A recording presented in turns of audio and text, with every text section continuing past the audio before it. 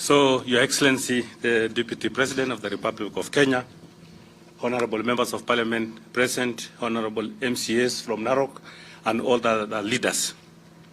Your Excellency, today is a great day for us in Narok County as we come together as leaders of Narok and as a people to say that we firmly believe that you are the right person to take Kenya to the next level. I totally believe, Your Excellency, in your agenda for this country, your agenda for the people of Kenya. In Narok County, there are so many communities, the Maasai, the Kikuyu, the Kalenjin, the Kisii, all the communities actually in this country have some space in Narok. And what I did when I came in the 2013 is to ensure that all the communities in Narok, which I believe is God who has put us together, coexist peacefully.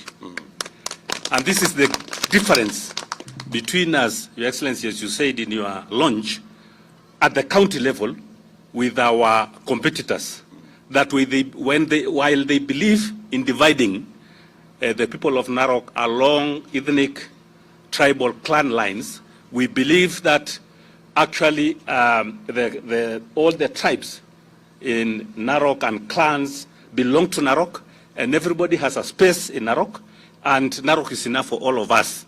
The cake which is there is enough for all of us, and that is what I did at the county level. And therefore, the lines are very, very clear, and this is why I firmly believe that as a county we are going to win, because we stand for what is right before God, and we stand what is right before all the communities in Narok, and this is the leadership which we are working to ensure that it comes back in Narok County, God willing, on 9th August 20 this year. So, Your Excellency, we are going to work together with all the other leaders in the county to ensure that we deliver on the votes, God willing, in the presidential votes and all other seats from the presidential vote to the MCA. So with that, Your Excellency, count of us, and we are ready to go and do the work. Thank you and God bless.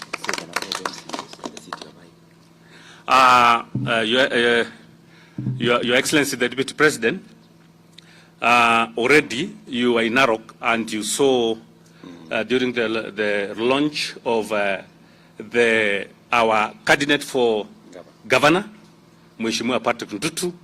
Your Excellency, you saw that all Kenyans were there, because we believe in continuity, and we believe in continuing to nurture and bring all the people of Narok together. Your Excellency, with the support of these leaders who are here and those in Narok, we decided that I go for the seat of Senate, Your Excellency. And that is what I'm requesting the people of Narok, that they elect me as their senator, they elect Patrick Ndutu as the governor, and we also have all other positions clear.